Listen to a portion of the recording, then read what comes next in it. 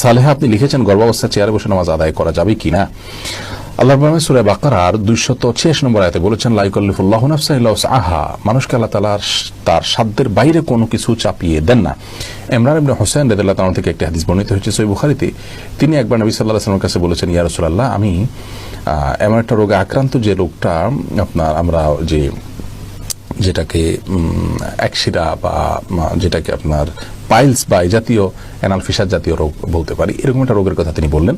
তখন নবী করিম সাল্লাল্লাহু আলাইহি ওয়াসাল্লাম তাকে বললেন, তিনি বললেন যে অবস্থা আমার সালাত পড়তে কষ্ট হয়। তখন তিনি বলেছেন, তুমি দাঁড়িয়ে সালাত আদায় করো যদি পারো, আর যদি না পারো তাহলে বসে পড়বে, আর না হলে তুমি কাত হয়ে বা শুয়ে পড়বে। তো এই হাদিস থেকে আমরা স্পষ্ট জানতে পারি অসুস্থতাজনিত কারণে যদি কেউ সালাত যথাযথভাবে সঠিকভাবে দাঁড়িয়ে যথানিয়মে পড়তে না পারেন, তাহলে তিনি যেভাবে পারেন সেভাবে আদায় করবেন।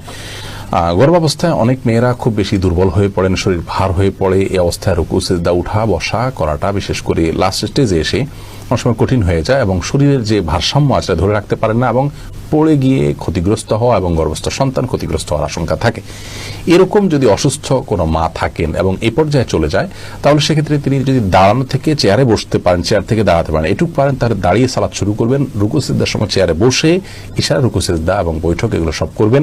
আবার পরবর্তী রাকাতের জন্য তিনি দাঁড়িয়ে যাবেন যদি এটা তিনি করতে পারেন। আর যদি এটুকু কাজও তার জন্য রিস্কি হয় বা কষ্টকর হয় বা দুঃসাধ্য হয়, তাহলে সেক্ষেত্রে তিনি চেয়ারে বসেই সালাতের শুরু থেকে শেষ পর্যন্ত সালাত আদায় করতে পারবেন। আর যদি এরকম সমস্যা না থাকে, নিছক আরামায়েশের জন্য, নিছক তথাকথিত আপনার ভয় বা রিস্ক, যে রিস্কটা আসলে এরকম জোরালো কোনো রিস্ক না, এরকম মনে করে তিনি চেয়ারে বসে সালাত আদায় করেন, তাহলে কিন্তু সালাত হবে না।